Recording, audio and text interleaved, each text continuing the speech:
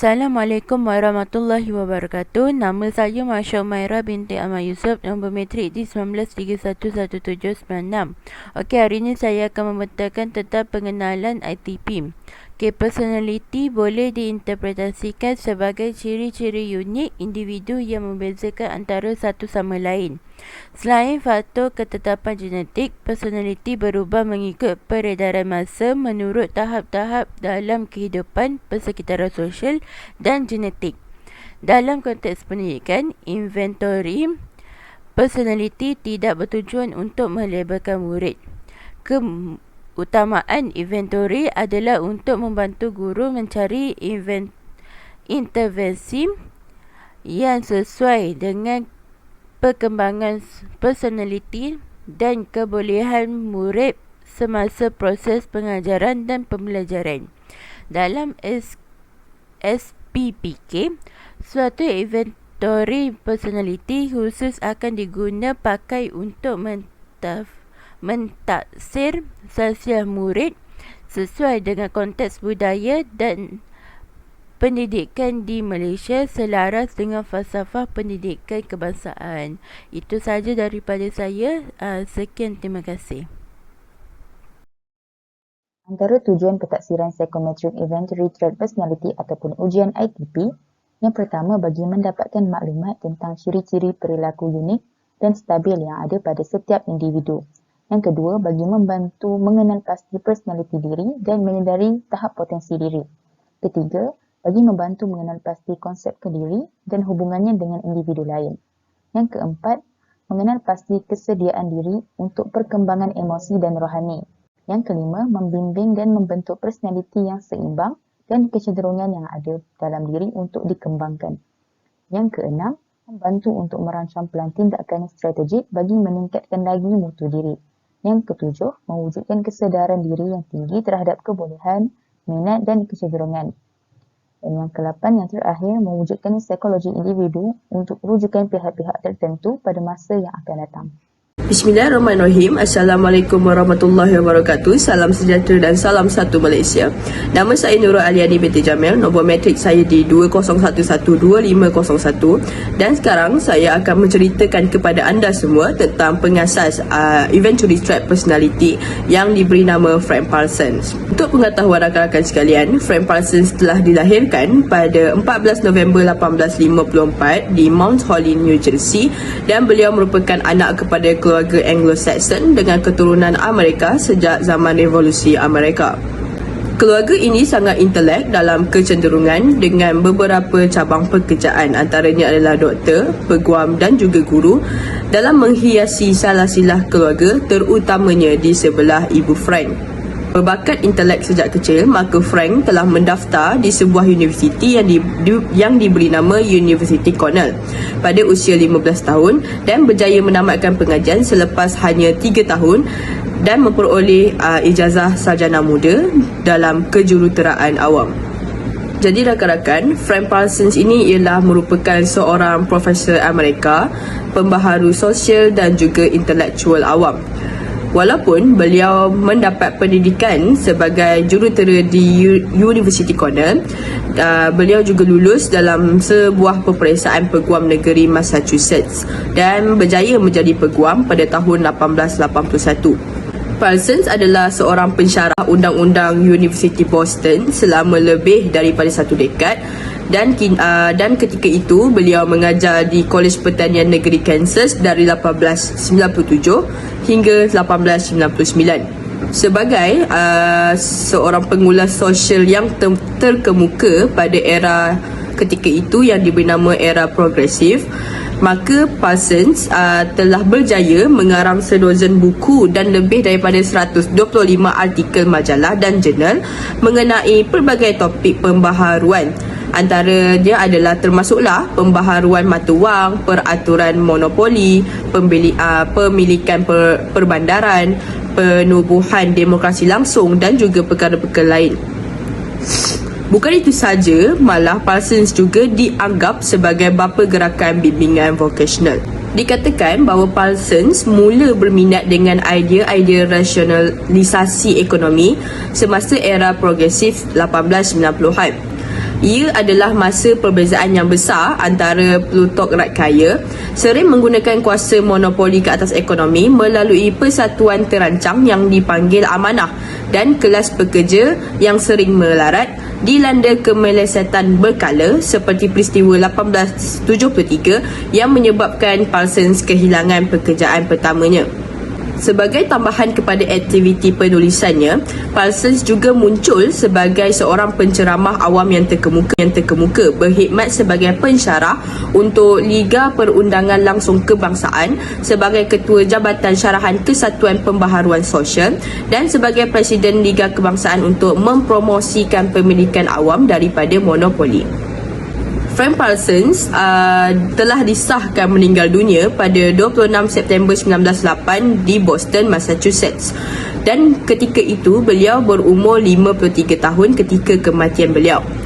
Satu upacara peringatan untuk menghormati Parsons telah diadakan pada 25 Oktober 1908 di sebuah gereja yang bernama Gereja Rakyat di Washington, D.C. Itu saja daripada saya berkenaan tentang pengasas Eventually Trapped Personality. Sekarang kita akan beralih kepada rakan saya yang seterusnya. Sekian, terima kasih.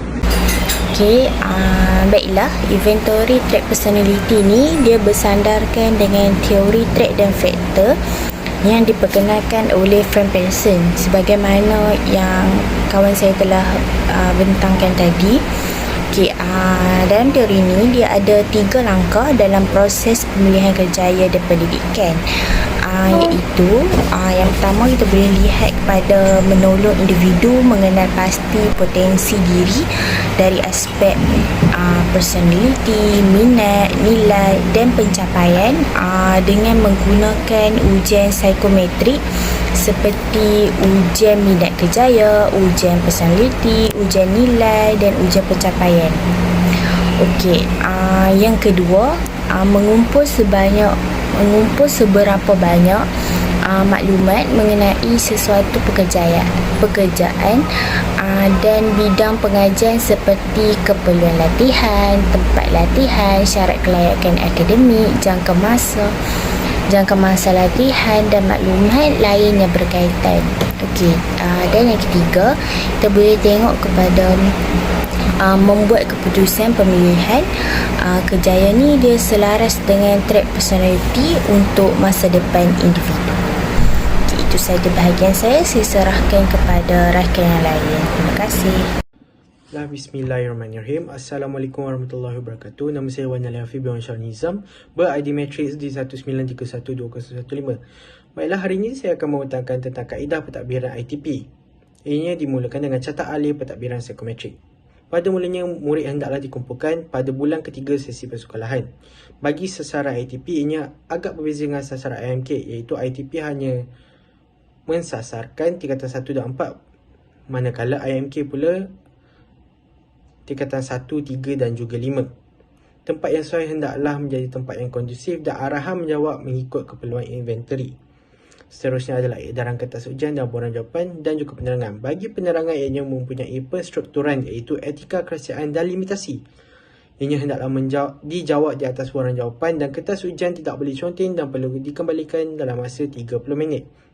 Bagi pengiraan skor, murid hendaklah mengira skor masing-masing dengan bimbingan GBK-SM. Bagi pengisian skor dalam borang profil psikometrik ataupun BPP, murid memindahkan skor ke dalam borang profil psikometrik dan GBK-SM akan memberikan pentafsiran skor.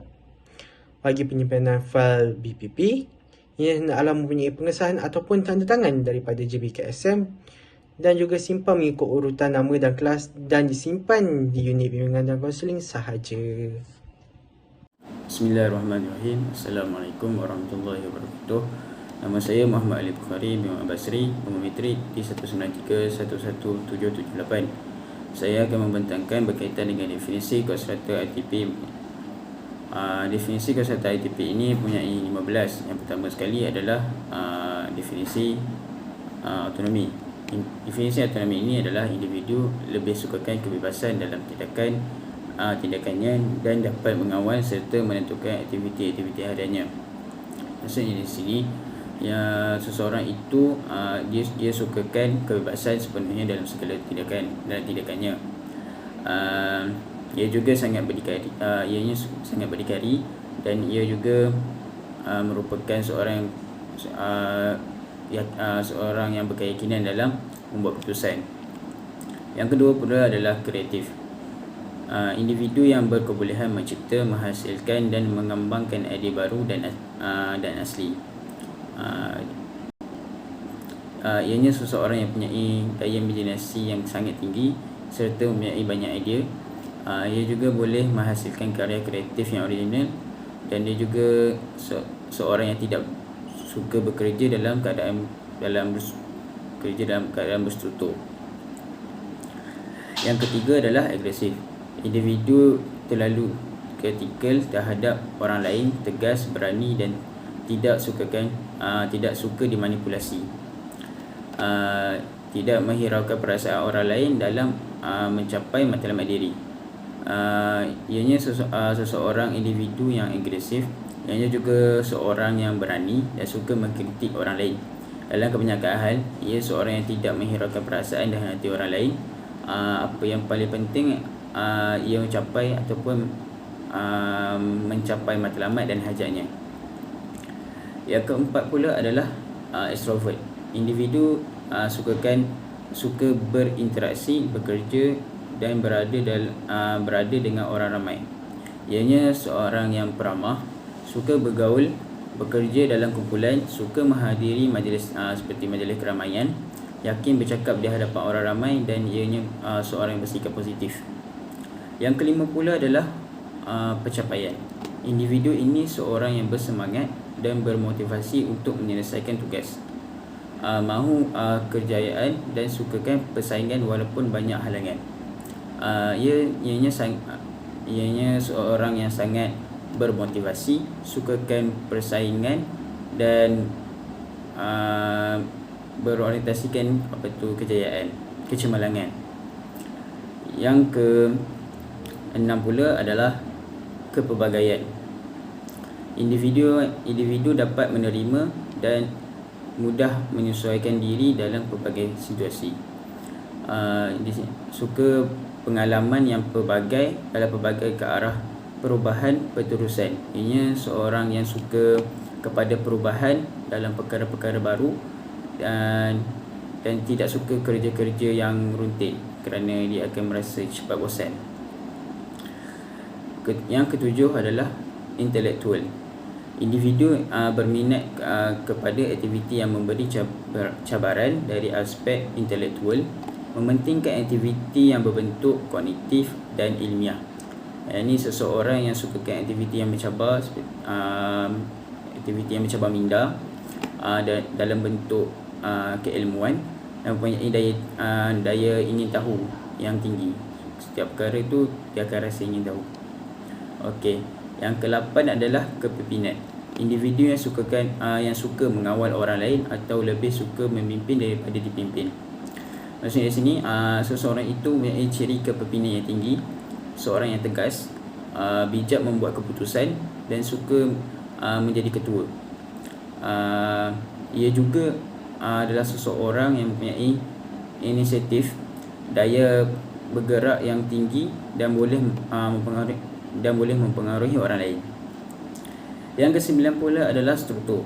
Individu suka kepada perkara yang teratur, kemas, terperinci dan mengikut peraturan.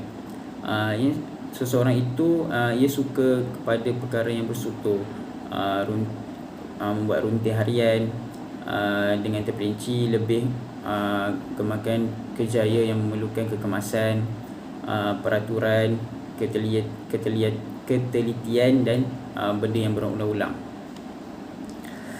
Yang ke-10 pula adalah resilient. Individu yang cekal dan bermotivasi untuk menghabiskan atau menyelesaikan semua tugas. Ini seseorang yang mempunyai daya ketahanan yang tinggi dari aspek fizikal, mental dan emosi, serta menghabiskan semua tugas yang diberikan. Seseorang ni dia mempunyai semangat juang yang tinggi, berjiwa kental, mempunyai ikhtiar yang bersungguh-sungguh, dan dia akan bersemangat dalam melakukan sesuatu perkara. Yang ke-11 pula adalah definisi menolong. Individu yang bercenderungan untuk menunjukkan rasa empati, kasih sayang dan suka memberi bantuan kepada orang lain. Maksudnya di sini seseorang yang mempunyai sifat empati tinggi. Dia ni seorang yang prihatin, peka terhadap orang sekeliling dia, mudah menghulurkan bantuan secara sukarela.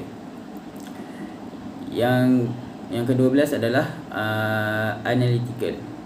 Individu yang suka membuat pemerhatian dan menganalisis sebelum membuat keputusan. Membuat keputusan berdasarkan fakta dan bukti. Ini seorang yang peka terhadap persekitaran, suka membuat pemerhatian dalam menganalisis diri sendiri ataupun orang lain. Dia juga seorang yang akan mencari bukti yang betul dan fakta yang benar.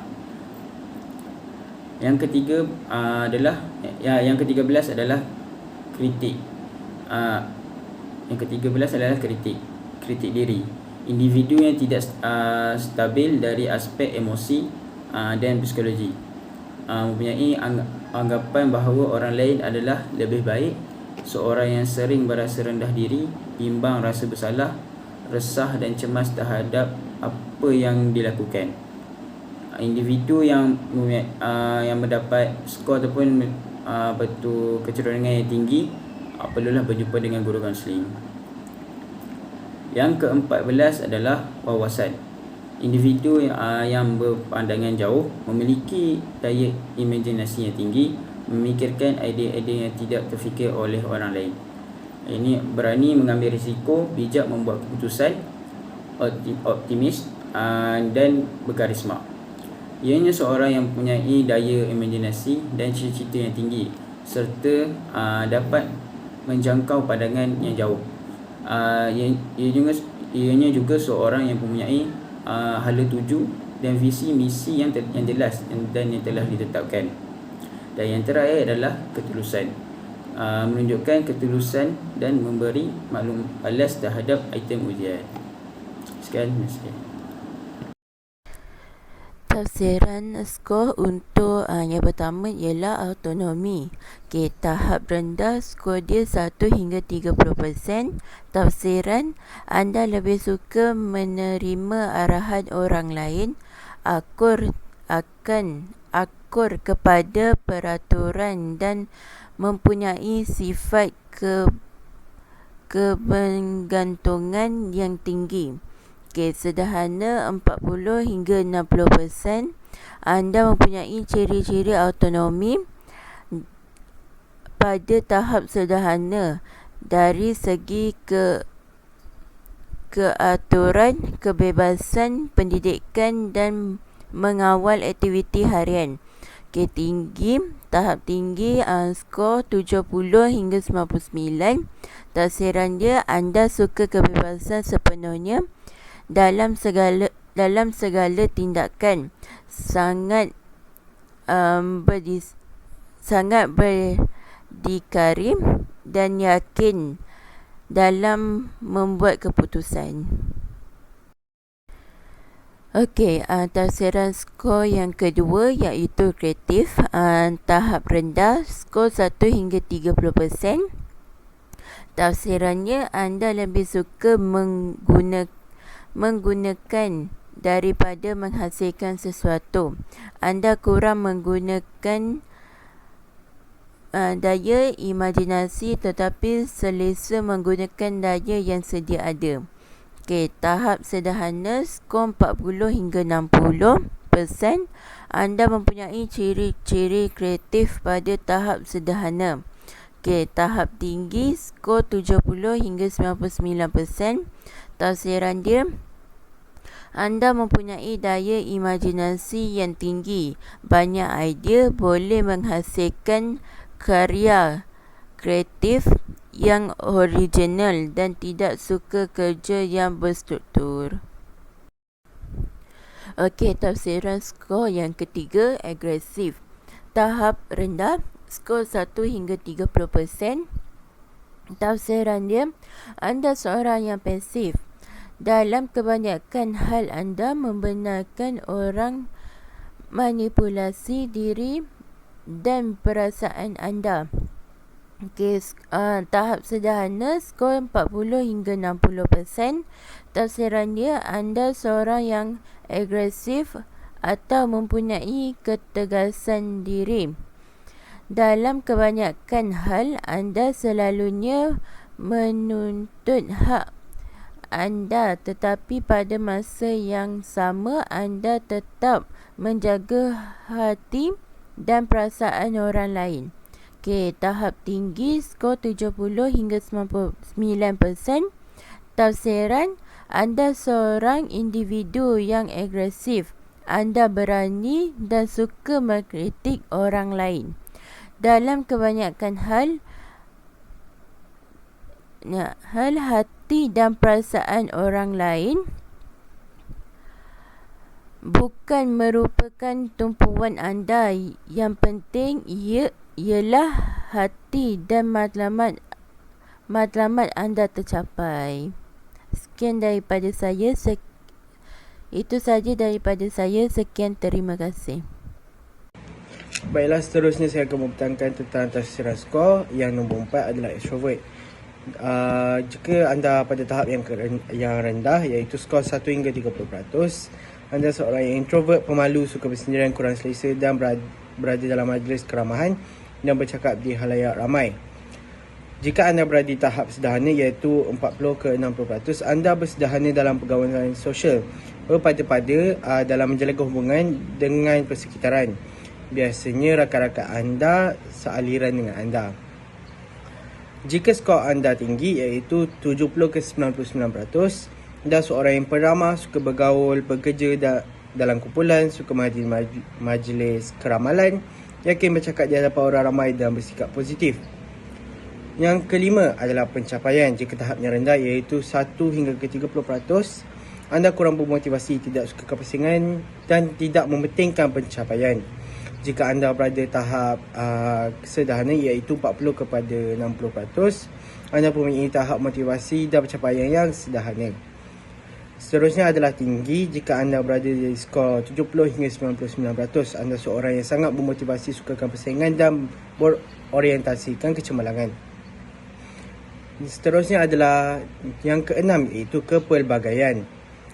Jika anda pada tahap yang rendah, iaitu 1 hingga 30%, anda sangat suka situasi yang tenang, stabil dan selamat, suka dengan aktiviti rutin yang tidak suka perubahan. Pada tahap yang sederhana, iaitu 40 kepada 60%, anda mempunyai tahap kepelbagaian yang sederhana. Anda seorang yang kurang fleksibel, sederhana, anjal dan mengambil masa untuk melakukan perubahan. Dan akhir sekali adalah tahap yang tinggi, iaitu skornya 70 ke 99%. Anda seorang yang suka kepada perubahan dan perkara-perkara yang baru. Kerja-kerja rutin sangat membosankan bagi anda. Sekian, itu sahaja daripada saya. Sekian, terima kasih. Bagi tafsiran skor intelektual, pada tahap rendah, iaitu skor 1 hingga 30%, individu ini berminat kepada aktiviti yang berstruktur, berkemahiran dan praktikal. Namun, individu ini juga mereka suka membaca bahan-bahan hiburan tapi tidak berbentuk ilmiah. Pada tahap sederhana, 40 hingga 60%, individu ini mempunyai tahap sederhana dari segi aktiviti yang mencabang minda, ilmu pengetahuan, akademik dan ilmiah. Pada tahap tinggi pula, 70 hingga 99%, individu ini suka kepada aktiviti yang mencabang minda dan berbentuk ilmiah. Selain itu mempunyai daya ingin tahu yang tinggi. Bagi tafsiran skor kepimpinan, pada tahap rendah, 1 hingga 30%, individu ini lebih suka menjadi pengikut daripada memimpin. Pada tahap sederhana, 40 hingga 60%, individu ini mempunyai tahap kepimpinan yang sederhana, hanya boleh memimpin kumpulan-kumpulan kecil saja. Dan pada tahap yang tinggi, 70 hingga 99%, individu ini mempunyai ciri kepimpinan yang tinggi, tegas, bijak membuat keputusan dan suka menjadi ketua. Individu ini juga mempunyai inisiatif, daya penggerak yang tinggi dan boleh mempengaruhi orang lain. Bagi tafsiran skor untuk struktur, tahap rendah 1 hingga 30%, individu ini lebih suka kepada aktiviti yang tidak bersistematik dan tidak berulang-ulang. Dan individu ini juga tidak suka kepada peraturan yang rigid. Untuk tahap sederhana 40 hingga 60%, ciri personaliti struktur individu ini berada di tahap sederhana.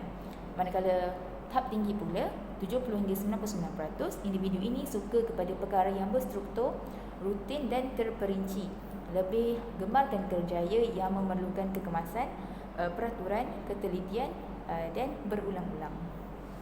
Seterusnya kita tengok pada tafsiran skor yang ke-10, iaitu resilient ataupun ketahanan. Okey, kita tengok kepada tahap yang pertama, tahap rendah dengan skor 1 sehingga 30%. Okey, untuk tahap rendah ni dia menunjukkan kepada anda ni anda mempunyai daya ketahanan yang rendah dari segi aspek fizikal, mental dan emosi, mudah mengalah, cepat bosan dan menangguhkan kerja. Okey, pada tahap yang sederhana pula, iaitu skor 40 hingga 60%. Okey, tahap ini menunjukkan pada ciri-ciri ketahanan psikologi anda adalah pada tahap sederhana, iaitu anda mempunyai sifat yang cuba jaya dan ikhtiar lah. Okey, kita tengok kepada tahap yang ketiga pula, iaitu pada skor 70 hingga 99%. Okey, pada tahap ni, okey, anda mempunyai daya ketahanan yang tinggi dari segi aspek fizikal, mental dan emosi, serta akan menghabiskan semua tugasan yang diberikan lah, iaitu anda seorang yang semangat juang yang tinggi, berjiwa kental, ikhtiar, bersungguh-sungguh dan berkobar-kobar. Okey, seterusnya kita tengok pada tafsiran skor yang ke-11, iaitu menolong. Okey, tahap yang pertama, tahap rendah, pada skor 1 hingga 30%. Tafsiran ni dia menunjukkan pada anda ni kurang prihatin terhadap emosi dan keperluan orang lain. Contohnya, anda ni lebih fokus kepada diri sendiri, tidak peduli dan tidak kisah pada sekitaran dan tidak sensitif lah. Okay, pada tahap yang sederhana, iaitu skor 40 hingga 60%, pada tahap ni ciri-ciri menolong anda adalah di tahap sederhana. Jadi simpati dan pelibatan dalam aktiviti kebajikan anda pun dalam tahap sederhana lah. Okey, seterusnya kita tengok kepada tahap tinggi, pada skor 70 hingga 99%.